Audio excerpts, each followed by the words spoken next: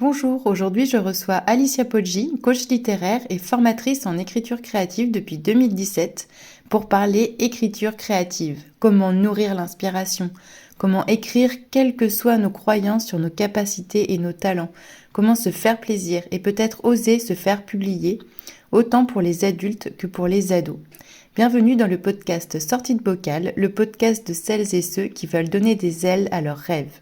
Je suis Emeline Génaud et je vous souhaite une bonne écoute. Bonjour Alicia, merci beaucoup de participer à ce podcast avec moi sur le sujet de l'écriture créative. Et puis on avait envie de parler de comment voilà, débrider sa créativité, oser se lancer dans l'écriture. J'aimais beaucoup écrire quand j'étais très jeune. J'ai écrit pendant des années. C'était vraiment une passion que j'avais et c'est quelque chose que j'ai laissé un petit peu tomber à la fin de mon adolescence parce que j'avais un peu cette impression, déjà que j'avais pas forcément l'impression de progresser, d'aller quelque part avec ce que j'écrivais.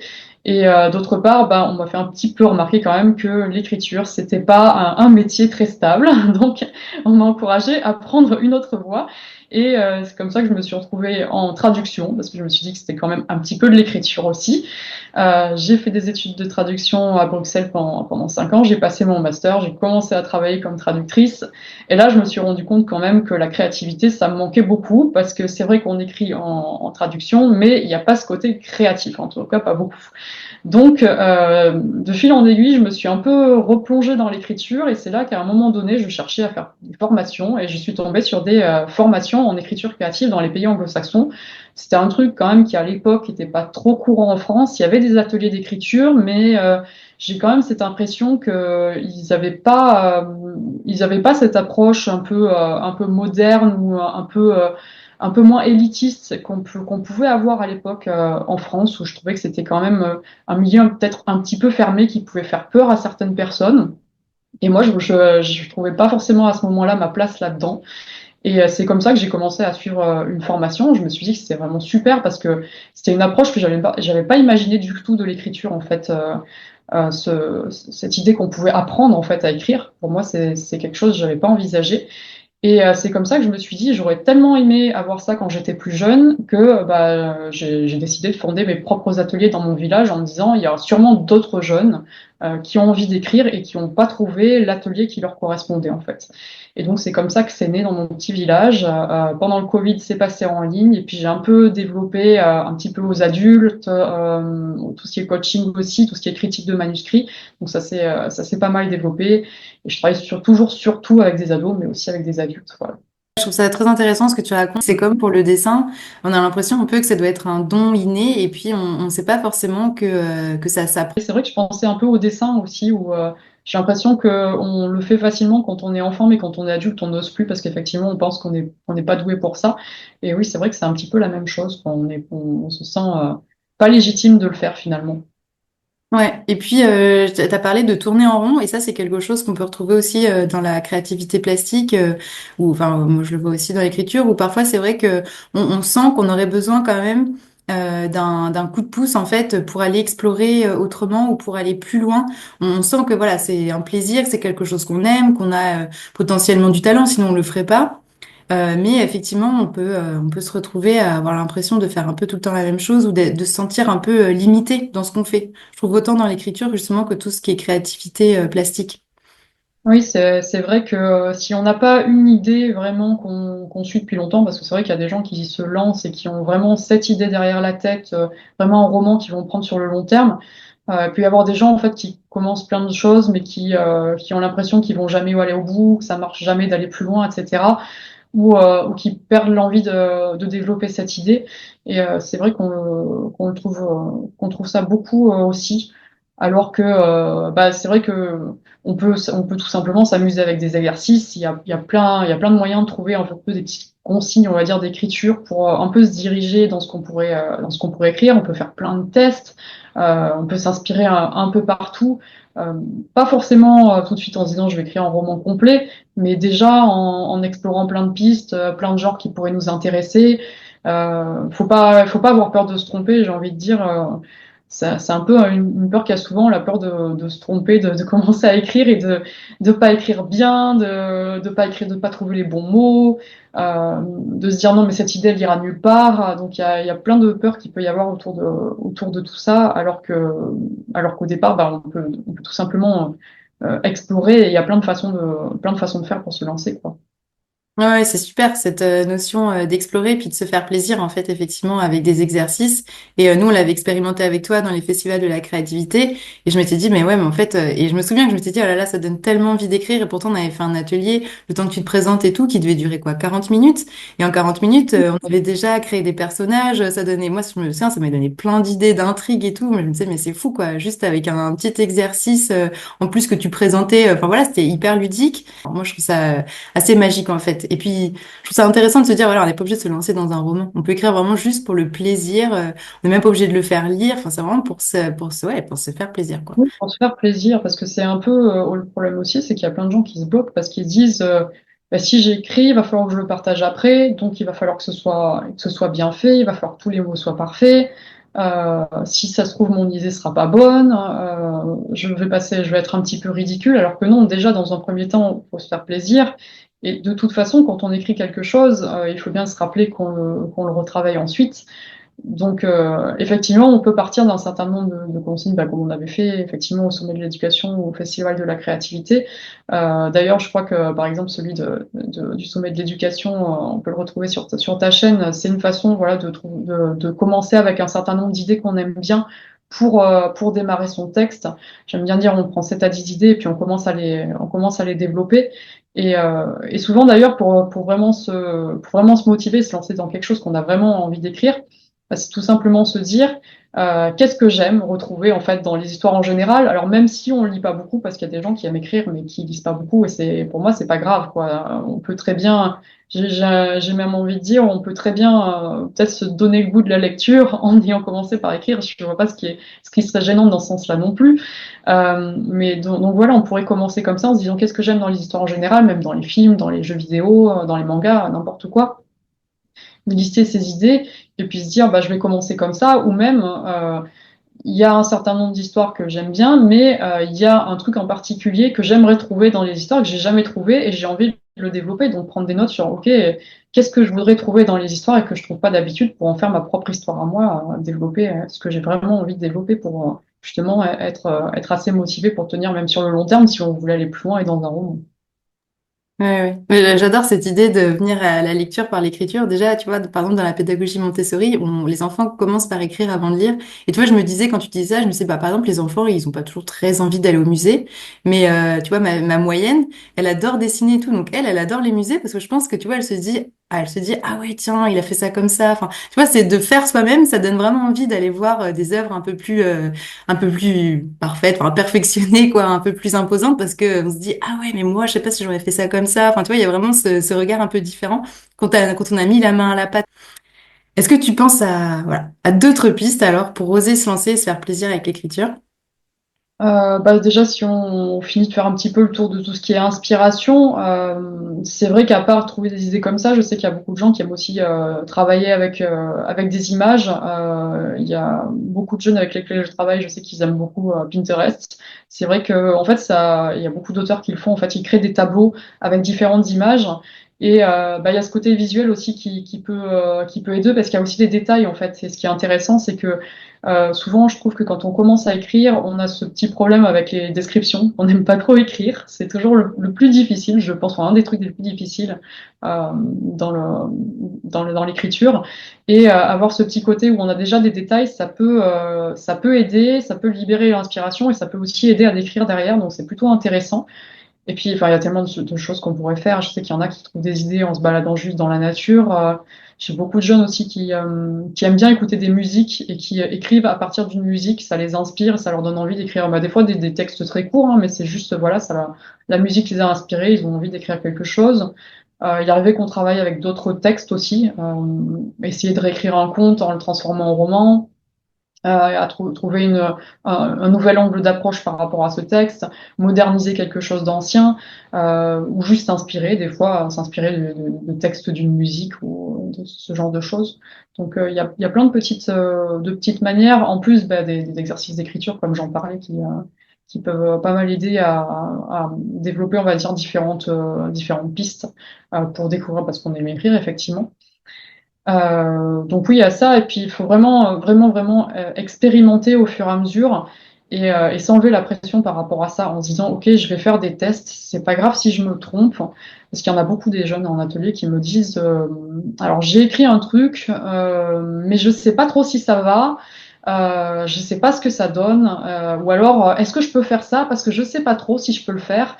Et bah oui, en fait, en créativité, le but, c'est un peu c'est un peu de tester et de voir où ça nous mène. Et puis, c'est vrai que le but ultime de la plupart des gens, il y en a beaucoup qui vont vouloir partager derrière, même si c'est pas obligatoire. Mais même si on partage, l'idée, c'est de pouvoir bah, retravailler derrière et de prendre en compte bah, comment ça a été reçu par les autres personnes pour améliorer son texte ensuite. Parce qu'il y a aussi ce truc vraiment je trouve du perfectionnisme, hein, vraiment, euh, qui est très présent. Je trouve, plus on grandit et plus on a ce perfectionnisme par rapport à l'écriture. Je pense que c'est pareil pour le dessin d'ailleurs. Quand on est jeune, on a plus l'impression qu'on peut faire ce qu'on veut avec le dessin. Quand on grandit, c'est plus difficile, on ose moins. Et je le vois de cette façon aussi dans l'écriture où les plus jeunes, quand ils vont arriver en atelier, ils ont des fois même ils sont un peu plus jeunes que ce que je prends normalement. Ils vont avoir des fois 11 ans, ils vont écrire beaucoup. Et on voit que ça, au fur et à mesure, il y en a beaucoup que ça va décliner parce il y a cette peur vraiment de se tromper, d'être ridicule, de pas faire un texte assez bien, de pas trouver les bons mots qui vont être les mots parfaits tout de suite, alors que on n'a ni besoin d'écrire même quand on écrit un roman, des fois je leur dis, ok, vous n'arrivez pas à écrire votre telle scène, bah peut-être passer à une autre scène et vous reviendrez à celle-là après. C'est pas grave si on fait pas dans l'ordre. C'est pas grave s'il n'y a pas les bons mots puisqu'on va retravailler derrière. De toute façon, on va retravailler les personnages, l'intrigue, etc. Donc avoir choisi le bon mot, c'est un peu bête de s'embêter dès le début, sachant qu'on va retravailler majoritairement, en fait, beaucoup de choses. Et c'est pas juste les phrases qu'on va retravailler, c'est l'histoire de façon globale. Donc c'est un peu dommage de rester coincé là-dedans en se disant mince, j'ai pas le bon mot ou j'ai pas la bonne première phrase de mon texte parce que finalement on risque de complètement changer et on s'est embêté pour rien. Donc je leur dis beaucoup ça. Faites attention à ça, de pas vous coincer là-dedans. D'autant plus que je sais qu'il y a beaucoup d'auteurs qui ont des petites méthodes où, par exemple, ils mettent des notes dans leur texte. Ils vont dire, OK, je dois rajouter tel truc à tel moment, ou alors ils mettent des crochets en plein milieu en disant, bon, bah là, il devait y avoir une description, je l'ai pas écrite, bon, bah, je la mettrai plus tard, en gros. Donc, c'est souvent pour écrire vite, justement, les auteurs qui ont une deadline derrière et qui vont faire publier, bah, ils mettent ces petits trucs comme ça pour aller plus vite, parce que s'ils restaient bloqués trop longtemps, bah, aux États-Unis, c'est vrai que les deadlines, elles peuvent être un petit peu courtes pour écrire si on a déjà un contrat d'édition, et du coup, ils se mettent ça en disant, OK, j'y reviendrai plus tard, je vais pas me bloquer là, je continue à écrire, j'ai pas cette description, j'ai pas ce dialogue, ça m'est pas venu, mais c'est pas grave. Je reviendrai, je sais ce que je veux mettre et je le réécrirai mieux plus tard. Donc, faut pas vraiment se coincer par rapport à ça. Il y a rien à faire du premier coup. Faut se dire que voilà, même des gens comme J.K. Rowling, ça a été un tel phénomène. Je crois que j'avais vu écrit qu'elle avait retravaillé son début 15 fois, un truc comme ça. C'est voilà, alors quand on se dit la première fois ça doit être la bonne, ben non, pas forcément quoi. Donc, Ouais. ouais, il y a Ouais, tout puis c'est ça. intéressant les petites astuces que tu donnes. Je trouve ça peut permettre de lâcher le côté scolaire, ouais. De se dire bon, ça je le ferai plus tard, je passe et ça permet d'avancer et justement de rester dans le plaisir d'avancer. C'est pas un processus linéaire, donc il n'y a pas de problème à aller venir. Et je trouve ça intéressant d'ailleurs ce que tu dis par rapport à l'école, parce que ça c'est un truc qui revient énormément. Déjà, il y a beaucoup de gens qui ne veulent même pas venir à l'écriture parce que ils ont ce souvenir de l'école où c'était terrible d'écrire des commentaires de texte, où même les vagues expressions écrites qu'ils ont faites, il fallait trop suivre la consigne, etc. Et j'en ai beaucoup déjà qui veulent pas entendre parler de l'écriture parce que pour eux c'est un cours de français, alors que non, c'est pas le but hein, quand on écrit. On est là pour se faire plaisir et pour développer sa créativité. On n'est pas là pour suivre une consigne à la lettre. Parce qu'on a beaucoup dans les ateliers aussi, c'est ça, c'est que ce soit d'ailleurs les ados ou les adultes, est-ce que je peux faire ça? Est-ce que ça suit bien la consigne? Alors que bon, dès le début, en principe, je suis obligée de leur dire tout début d'atelier quand ils arrivent, si vous suivez pas la consigne, si vous écrivez autre chose, je m'en moque totalement. L'idée, c'est que vous écriviez quelque chose qui vous intéresse. Si vous avez dérivé complètement, alors oui, peut-être des fois, je vais vous faire une consigne parce que l'idée, c'est de travailler tel ou tel point. Mais si finalement on en dérive, que vous avez une autre façon de faire ou que vous écrivez complètement autre chose parce que ça vous intéresse pas du tout, du moment que vous êtes inspiré, il n'y a pas de problème, quoi. Donc, faut pas se coincer là-dedans. Il faut pas non plus avoir cette peur de se tromper. Vraiment, je trouve qu'on apprend à l'école. C'est pas comme ça que ça fonctionne du tout. C'est progressif. C'est un échange avec d'autres personnes pour voir si ça fonctionne. C'est un jeu de réécrire, réécrire encore et toujours. Donc, il y a pas de peur même de l'échec à avoir, quoi. Il faut sortir de si j'écris trop mal, si c'est catastrophique, non, enfin, peu importe, c'est pas grave. Il y a aussi, je trouve, un certain élitisme en fait. Hein. On a cette idée de grands auteurs, d'un objectif, enfin, vraiment, quelque part, ça serait un objectif à atteindre de faire pareil, d'écrire super bien tout de suite, de se dire ok, je dois écrire parce que seulement si j'ai du talent, si j'en ai pas, je vais pas écrire parce que bon, en vrai, c'est pas du tout inné. Hein. C'est vrai que bon, on n'est pas tous égaux.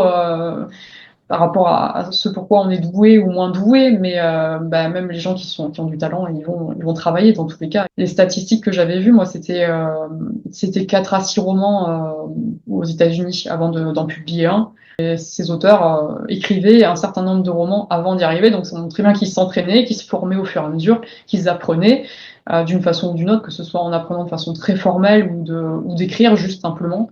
Soit il y en a qui suivent des cours, qui se forment, etc. Soit il y en a qui vont petit à petit apprendre de leurs erreurs et progresser comme ça. Mais je sais qu'il y a de grands auteurs très connus comme Brandon Sanderson en fantasy, il est super connu.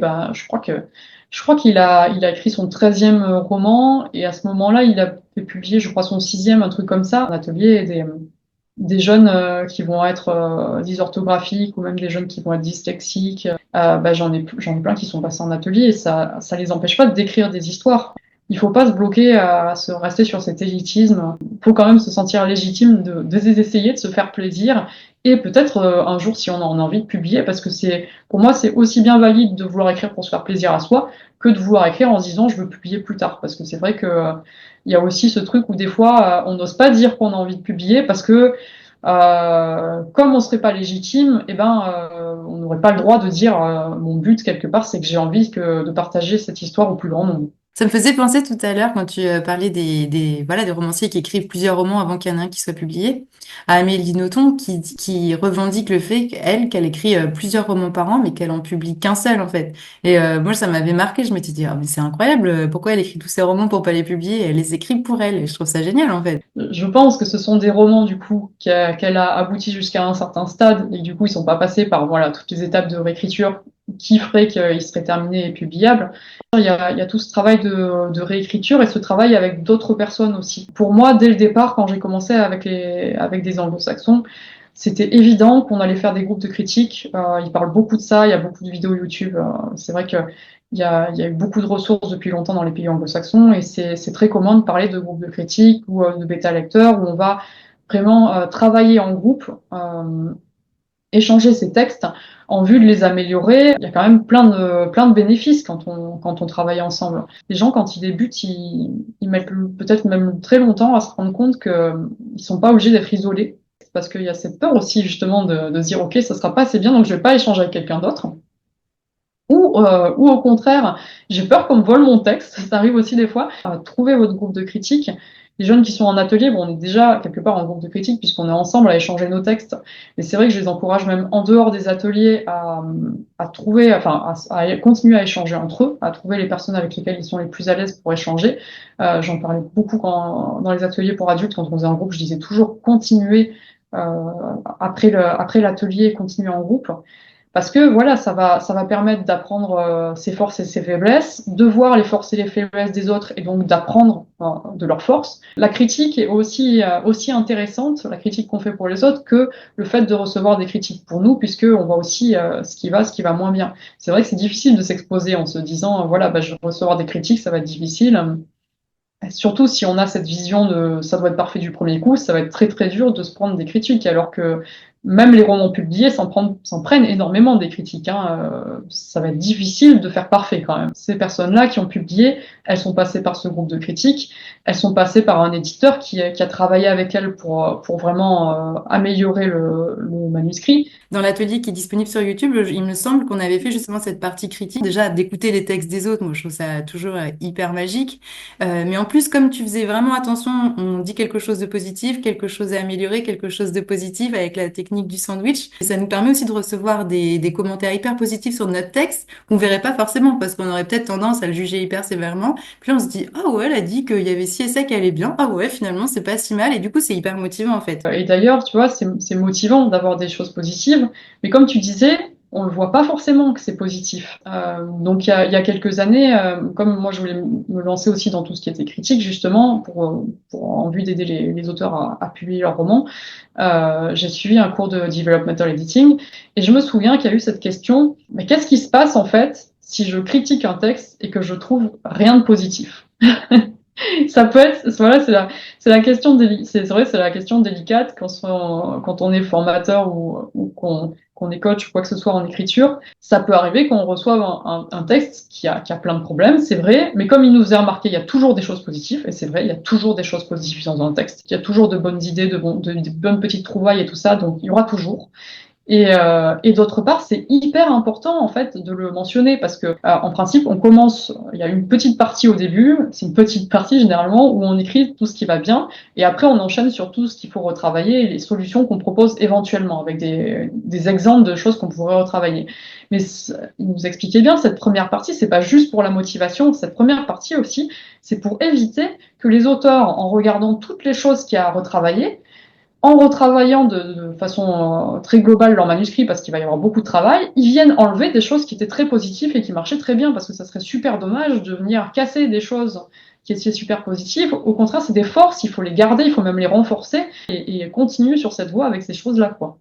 Oui, oui, ça me fait penser au coaching sportif où tu sais, on dit qu'il faut travailler à 80% sur les forces et seulement à 20% sur les faiblesses. C'est-à-dire, bon, que les faiblesses, ça ne devienne pas des handicaps, mais avant tout, le but, c'est surtout de t'appuyer sur tes forces, sinon tu vas jamais y arriver. Je trouve que, ouais, ça ouvre plein de portes, en fait. Ça ouvre plein de portes de ces groupes de critiques. Je trouve que le mot, peut-être, est un peu compliqué dans notre monde actuel, en tout cas en France. Il faudrait trouver un autre mot, un club sandwich. On va l'appeler le club sandwich. Et d'ailleurs, je me demandais, est-ce qu'il y a possibilité de trouver facilement des clubs de lecteurs, par exemple, si on n'est pas dans un atelier d'écriture, mais qu'on écrit de son côté et qu'on a envie justement d'avoir le retour d'autres personnes, comment on peut chercher un club comme ça de club sandwich, de critique Alors, souvent, je sais que les gens ils peuvent trouver ça sur les réseaux sociaux. Il y a toujours moyen de trouver des groupes Facebook ou des choses comme ça où on va trouver d'autres écrivains. Donc ça c'est une possibilité. Je sais qu'il y a il y a des sites aussi qui existent, comme je pense qu'il est toujours actif. Il y a quelques années, il y avait Cocyclix pour les écrivains en littérature de l'imaginaire. Ça c'était assez sérieux. Il y avait vraiment des gens qui avaient par exemple reçu des prix aux Imaginales. Et qui étaient passés par là. J'avais rencontré pas mal de gens aux Imaginales qui étaient assez accros à ça. Donc je sais pas si c'est toujours très actif ou pas, mais c'était une bonne source en tout cas. Par exemple, les Anglo-Saxons, ils faisaient beaucoup de petits événements, par exemple sur Twitter, où en gros, il y allait avoir un jour où on allait tous publier nos pitchs et on allait dire si on recherchait des bêta lecteurs, un groupe de critiques. Bon, c'est vrai en France, je dis groupe de critiques d'ailleurs. C'est vrai que c'est pas hyper positif dans notre langue. On dit aussi, enfin, je sais qu'on dit aussi alpha lecteur. C'est vrai que des fois ça parle pas forcément, mais on l'appelle aussi comme ça. Et c'est vrai qu'il y avait ce système où en fait on allait regarder les pitchs des uns des autres et puis on allait dire ok, j'ai bien envie de recevoir les premières pages de ton manuscrit, comme ça on fait un échange toi et moi, on regarde si ça fonctionne ou pas, parce que des fois ça fonctionne pas du tout, hein, on n'a pas du tout la même approche de l'écriture, on n'a pas forcément, on n'est pas les bons lecteurs l'un pour l'autre, donc ça marche pas, hein, c'est clairement si on écrit dans des genres trop éloignés, des fois ça fonctionne pas du tout et après ça sera pas assez positif ce qu'on aura comme critique l'un pour l'autre, donc ça sert à rien du tout. Mais c'est vrai que ça serait bien qu'il y ait plus ça. J'avais essayé de le faire sur Instagram un petit peu, ça avait marché une fois. Les fois suivantes ça a été plus compliqué parce que c'est vrai que les réseaux sociaux étant ce qu'ils sont, pour atteindre un max de gens, c'est pas forcément facile, mais ça serait vraiment des trucs à refaire, je pense. Il y a pas mal de gens qui doivent trouver ça sur des groupes Facebook ou des choses comme ça, quoi. Que je pense que c'est comme pour toute pratique, ben, plus on pratique et plus on s'améliore. Donc, est-ce que tu dirais que voilà, pour vraiment prendre plaisir à l'écriture, il y a aussi cette part de bah, d'écrire en fait, même si des fois voilà, parfois on n'a pas trop l'inspiration, ou quoi que ce soit, de se dire bah, je prends un petit exercice et puis même si j'écris 15 minutes, 30 minutes, bah, en fait, je muscle en fait ma capacité à voilà, à écrire facilement. On a tendance à parler de muscles créatifs, hein, pour l'écriture carrément, on parle de ça. Parce que c'est vrai qu'il y a aussi ce frein-là, c'est qu'il y a des gens qui n'osent pas commencer à écrire parce qu'ils se disent pas assez créatifs, tout simplement, ils n'ont pas assez d'idées. Alors que oui, effectivement, bah, tous les ans en atelier, ce qu'on remarque, c'est que comme tu disais tout à l'heure, quand on faisait l'atelier, il restait pas finalement pas beaucoup de temps pour écrire et on arrive à faire des choses, en principe. On arrive au moins à commencer. Et c'est vrai qu'en atelier, souvent, les toutes premières fois où les jeunes ils arrivent pour écrire, ils me disent, et les adultes, quand j'ai proposé des formations pour adultes, ils me disaient pareil, c'est oh là là, j'arrive pas à trouver des idées, c'est difficile, je bloque. Alors que à chaque fois, je leur dis, mais en fait, c'est si vous n'avez pas pris l'habitude, si c'est nouveau, que vous ayez besoin d'écrire assez rapidement, ben, ça va être un petit peu délicat. Au début, ça va être difficile. Peut-être vous écrirez pas grand-chose, peut-être vous écrirez même rien, c'est pas grave. Peut-être vous aurez juste l'idée, vous n'aurez pas développé, mais peu importe, parce qu'en fait, c'est une habitude qu'on prend. Effectivement, c'est comme les sportifs, hein, ils s'entraînent pour avoir des performances. Là, pareil, c'est le muscle créatif qu'on développe au fur et à mesure. Il faut se dire, OK, je vais écrire un petit peu régulièrement. Comme ça, petit à petit, ça va devenir de plus en plus facile. Et c'est pas un problème d'écrire lentement. Il y a des auteurs qui écrivent très lentement, et même si on prend l'habitude et qu'on écrit toujours lentement, c'est OK. Il n'y a pas de problème avec ça. C'est vrai que comme tu disais, de prendre un petit exercice et de se dire même si je fais 15 minutes, mais oui, on peut faire 15, 20, 30 minutes et le faire si on peut plusieurs fois dans la semaine. Et ça va suffire en fait déjà à avancer. Si jamais on veut écrire un roman, ça peut suffire pour avancer régulièrement et même pour entretenir sa créativité petit à petit. Pareil, il faut tester qu'est-ce qui nous convient le mieux en termes de processus d'écriture. Quand est-ce qu'on est plus à l'aise pour écrire? Est-ce qu'il y a des moments de la journée où on est plus à l'aise? Est-ce que c'est mieux tous les jours ou certains jours? Est-ce que j'ai besoin de musique? Est-ce que je préfère être au calme? Est-ce que je préfère m'enfermer dans une pièce ou être dehors ou même dans un café où il y a du bruit? Est-ce que je vais avoir besoin de planifier beaucoup ce que je vais écrire en avance? Est-ce qu'au contraire, je vais préférer tout mettre sur le papier comme ça et puis je vais arranger mes idées après? Est-ce que je vais créer à fond mes personnages d'abord? Est-ce que je l'écrirai au fur et à mesure? Et c'est vraiment tester petit à petit qu'est-ce qui nous convient et essayer de se bloquer quelques petits créneaux dans la semaine où on va se permettre d'écrire pour vraiment justement entretenir cette créativité, quoi. Ouais, et puis j'ai envie de dire presque justement si on n'a pas le temps, quoi. Parce que c'est justement en faisant des choses qui nous plaisent que finalement on remet en perspective d'autres choses et puis on fait un peu du vide aussi sur des choses peut-être moins si prioritaire qu'on pensait et on se libère finalement plus de temps. Enfin, bon, moi, j'ai remarqué ça. Il y a des fois, je me dis, ok, j'ai plein de trucs à faire, mais tant pis, je passe une heure à peindre, à écrire, n'importe. Et en fait, on se rend compte que bah, finalement, la journée se passe pas si mal. Et je trouve que ouais, c'est important, comme tu dis, de se mettre en place des petites routines, des petits moments comme ça créatifs. Est-ce que tu as des pistes un peu justement de... Donc toi, tu proposes des ateliers plus pour les ados du coup. Et alors, est-ce que tu penses à des pistes justement avec des exercices? On peut avoir besoin, comme on disait, de ces petits déclencheurs de créativité si on a un quart d'heure devant soi, une heure devant soi. Est-ce qu'il y a des livres, des sites auxquels tu penses? Pour trouver des idées, bah, je sais qu'il y a aussi beaucoup de gens qui vont sur Pinterest parce qu'il y a aussi pas mal de consignes de petites consignes d'exercices qu'on peut trouver sur Pinterest. Moi, j'en ai mis aussi sur mon site de temps en temps. Je fais ça. Ça m'arrive une fois de temps en temps de faire un article de blog avec des petites idées de ce qu'on pourrait écrire. Je le fais aussi pas mal dans ma newsletter. Je le fais régulièrement, ça. Un déclencheur aussi, je trouve, c'est les rêves en fait. Je sais pas si toi ça t'arrive aussi, mais moi ça m'arrive le matin d'avoir vraiment un rêve très clair dans ma tête avec c'est vraiment une histoire avec un début et une fin. Enfin, je sais pas si c'est quelque chose qui est fréquent et que toi tu connais, mais Oui, bah, je sais qu'il y a des gens qui le font. Moi, ça m'est arrivé Je sais par exemple que Stephenie Meyer, quand même, bon, c'est l'exemple hyper connu, Twilight, ça fait beaucoup de bruit. Bah, c'est un rêve, hein, que ça lui est venu d'un rêve. Elle a eu l'image d'une humaine et un vampire dans la fameuse clairière qui est beaucoup représentée dans le film. Et c'est vrai que toute l'histoire est venue de ce rêve-là. Donc oui, enfin, ça arrive souvent, on peut carrément s'en servir. Mais il y a tellement de façons de trouver l'inspiration, en fait. Hein, c'est en fait, d'ailleurs, il y a un truc que j'aime beaucoup avec c'est Neil Gaiman qui en parlait de vraiment ça c'est un truc pour les personnes qui comprennent l'anglais, faut retrouver ce clip sur YouTube parce que c'est assez génial, il est assez drôle en plus quand il parle des choses donc je trouve que vraiment ça vaut le coup d'écouter. On lui avait posé la question, la fameuse question de où est-ce que vous trouvez l'inspiration? Il a commencé à démonter la personne en lui disant qu'il y avait la question qu'il fallait pas poser. Et il a commencé à développer comment ça venait. Alors, il y a tout c'est hyper drôle parce qu'il commence à prendre un délire avec un loup-garou et imaginer qu'un loup-garou mord un fauteuil ou un poisson rouge ou que sais-je. Et il commence à partir dans des élucubrations pas possibles avec ça. C'est très drôle.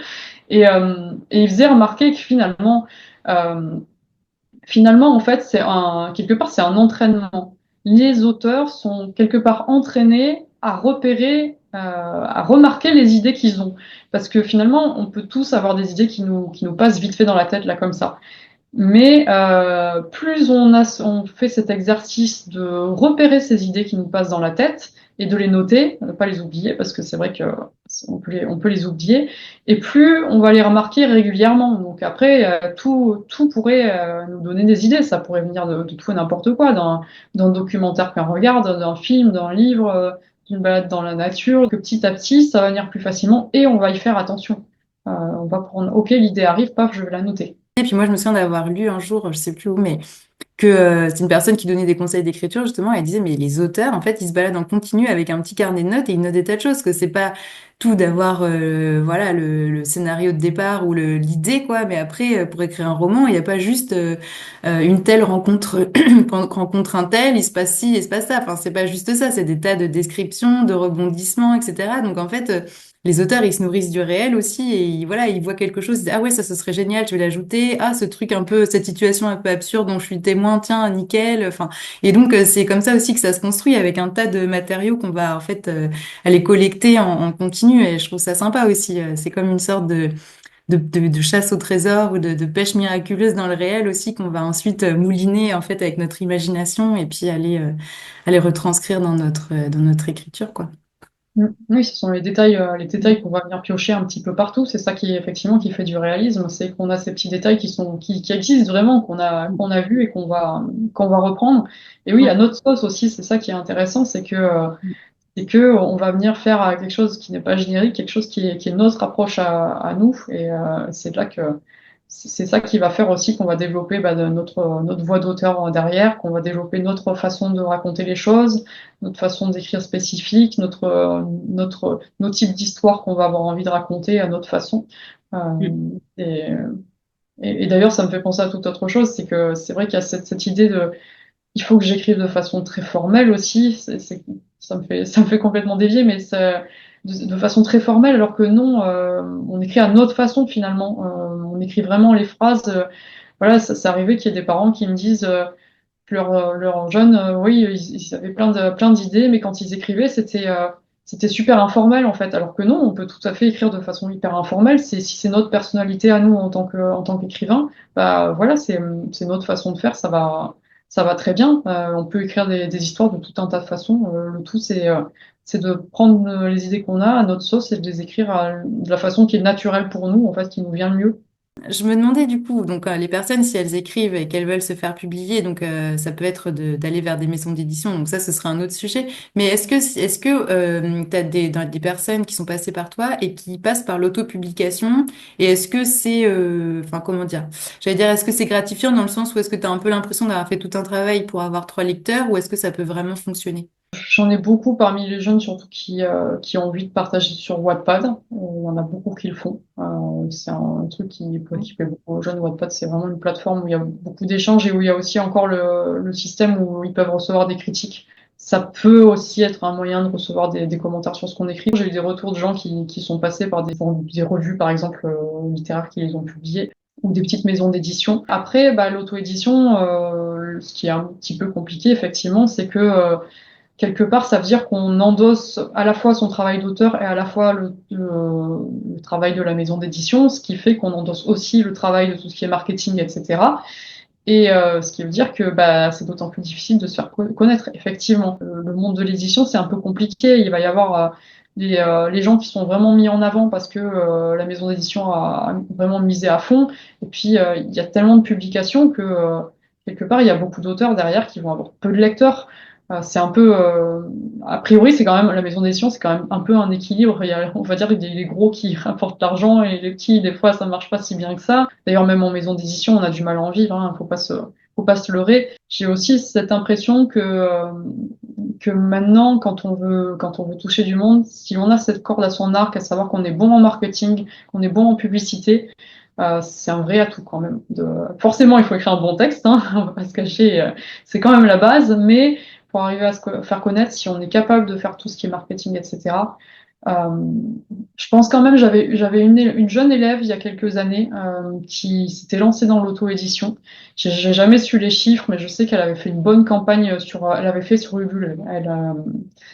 C'était vraiment du crowdfunding où, en gros, avant d'avancer les frais, parce que c'est ça aussi l'auto-édition, c'est aussi avancer des frais, hein, des frais qui sont quand même importants. Donc, on pioche un peu dans sa trésorerie en sachant que peut-être on rentrera jamais dans ses frais. Donc, c'est un peu le problème aussi. Bon, alors sachant que maintenant, quand on passe par des plateformes telles qu'Amazon, etc., bon, c'est imprimé à la demande, donc on n'a pas acheté un stock. Mais elle, par exemple, elle avait voulu acheter un stock, passer par un imprimeur. Elle avait vraiment envie de choisir sa couverture, choisir son papier, enfin vraiment des choses très précises, quoi. Elle était dans une formation en écriture créative. Je crois qu'il y a l'université d'Aix-en-Provence notamment qui propose ça. Et elle avait fait une bonne campagne, ça s'était bien passé de mémoire. Elle avait bien réussi.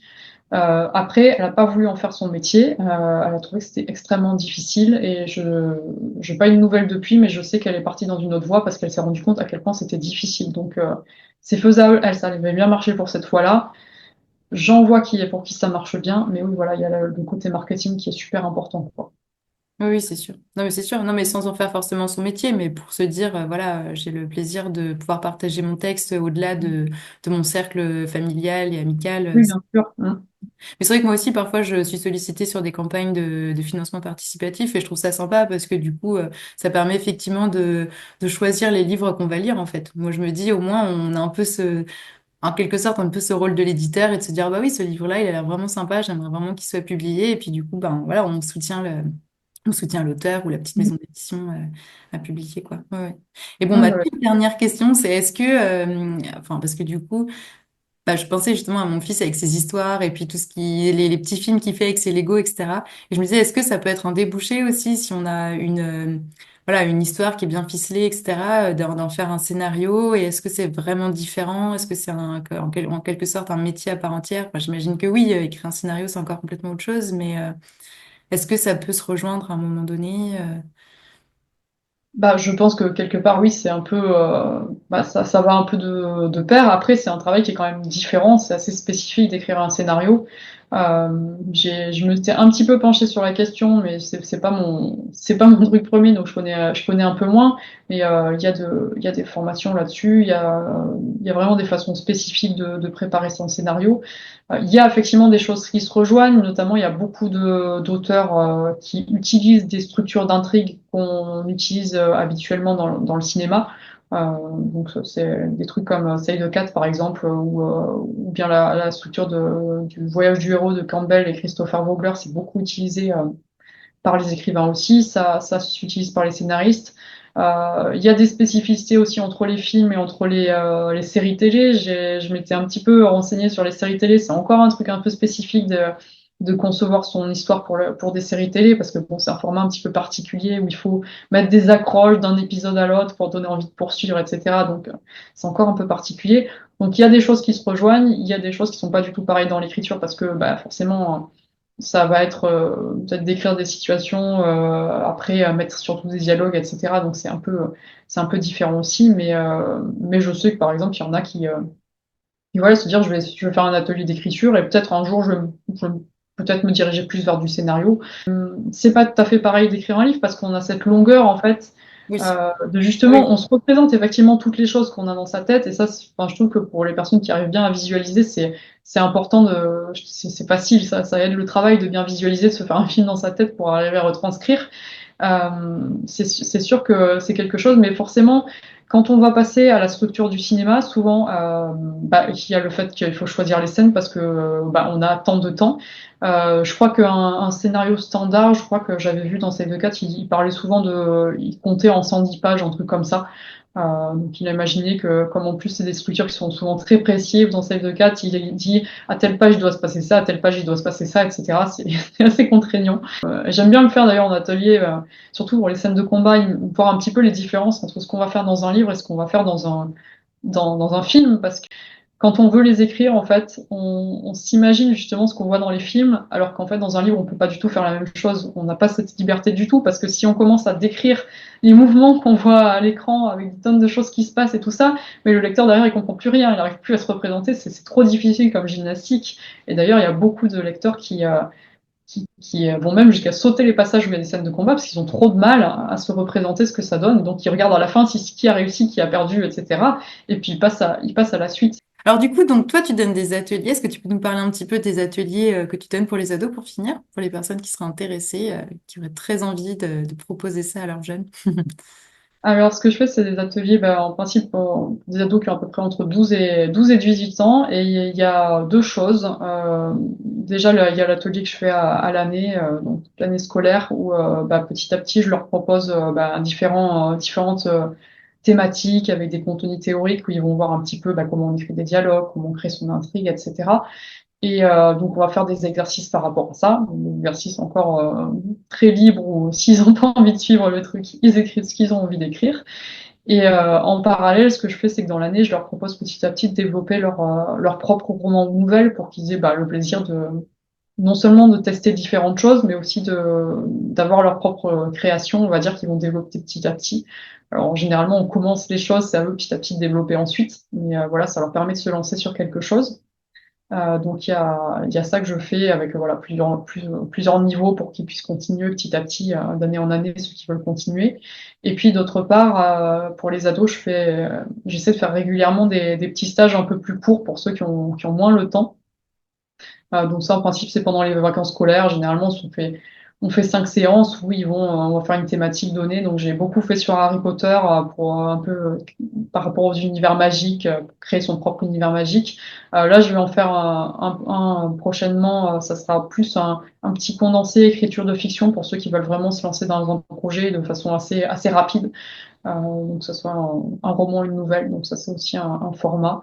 Puis ça arrive qu'on me demande aussi pour les ados des coachings de temps en temps, soit un petit cours particulier, soit je fais aussi maintenant, on m'a demandé aussi de faire écrire une ado par exemple en anglais. Elle veut écrire de la fiction en anglais, donc je l'accompagne pour ça. Comme après tout, j'ai démarré en anglais, donc c'est une possibilité. Je fais ça aussi. Et puis bon, après je fais quand même aussi, je vais reprendre là, j'ai fait une pause avec mon congé maternité, mais je vais reprendre un petit peu plus tout ce qui est coaching pour les adultes, pour vraiment les adultes qui veulent démarrer, même s'ils ont pas, même voilà, s'ils débutent, s'ils n'ont pas forcément une idée toute faite dans la tête de ce qu'ils veulent écrire ou quoi, les accompagner dans le début de leur projet pour qu'ils se lancent dans leur roman ou leur nouvelle. Et puis pour ceux qui sont un petit peu plus avancés, je propose aussi justement des critiques constructives et bienveillantes, bien sûr, pour aider un petit peu à voir les forces et les faiblesses et à améliorer son texte, quoi. Ah, super, merci beaucoup Alicia. Si vous avez aimé cet épisode, n'hésitez pas à commenter, à laisser une appréciation, à vous abonner ou encore à le partager avec vos amis. Un grand merci, à bientôt.